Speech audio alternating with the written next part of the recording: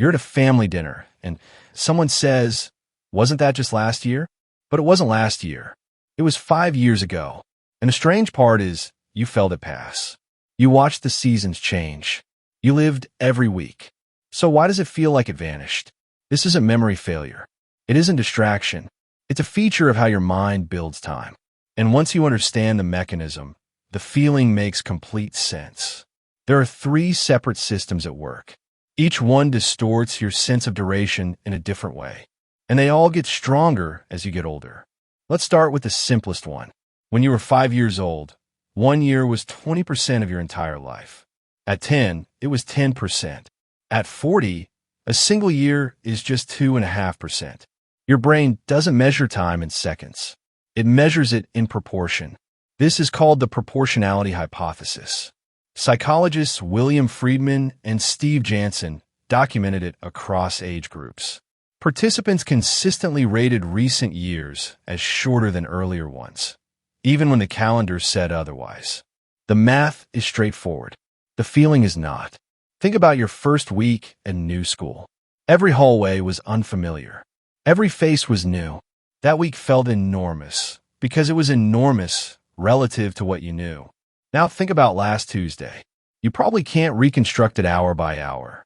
Not because nothing happened, but because nothing was new enough to encode. Your memory system is selective. It prioritizes novelty. Familiar routines leave almost no trace. And when you look back, a year of routines compresses into almost nothing. This is the second system, memory density. Dense memories feel long. Sparse memories feel short.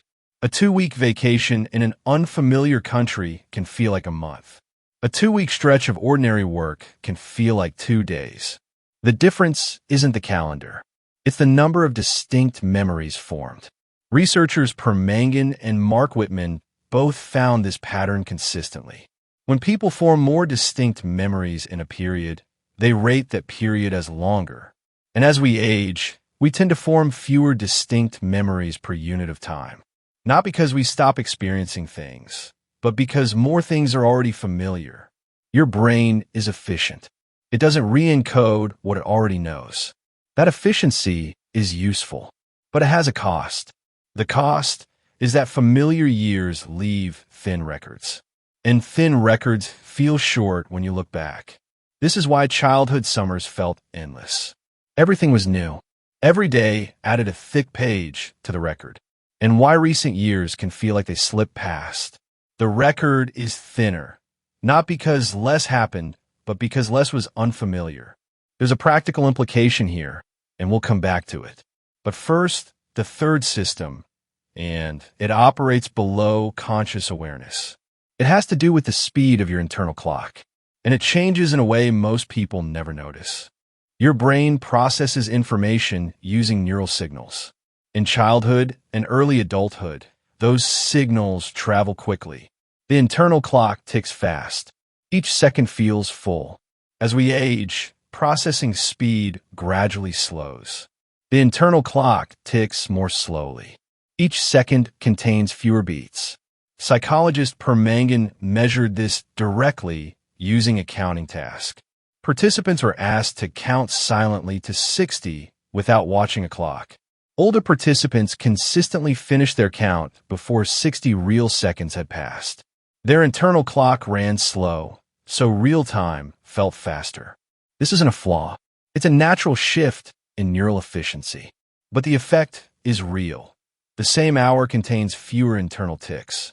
And fewer ticks means less felt duration. So you have 3 forces working together. Proportionality, memory density, processing speed. All 3 push in the same direction. Time feels shorter. But here's something that complicates the picture. When older adults are asked to recall their most vivid memories, something unexpected happens. A disproportionate number of those memories come from ages 15 to 25. Psychologists David Rubin and Matthew Shulkin called this the reminiscence bump. That decade is overrepresented in long-term memory, across cultures and across individuals. Why? Because that period is typically the most novel. First jobs, first independent choices, First encounters with ideas that change how you see things. The memory system encodes that decade densely because almost everything was unfamiliar. And dense encoding means that period feels long in retrospect, even decades later. This is the same mechanism as the vacation effect, just applied to a whole decade. The reminiscence bump isn't nostalgia. It's a structural feature of how memory works. And it tells us something important about what actually makes time feel substantial. It's not the amount of time that passed. It's the density of what was encoded. So what do you do with this? The first thing is to stop treating time acceleration as a sign that something is wrong. It's not a symptom of aging poorly. It's a predictable output of 3 well-understood systems. The second thing is to notice what actually slows it down.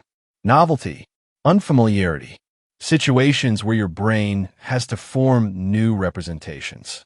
Not necessarily dramatic novelty, a new route, a new skill, a conversation with someone you don't usually talk to. Each new encoding adds a tick to the record, and ticks make time feel longer. There's a small experiment you can try this week. At the end of each day, write down one thing that was genuinely new, even slightly, not to be productive, just to notice. What you're doing is training attention toward novelty, which is exactly what encodes time. Time doesn't actually speed up. Your record of it just gets thinner.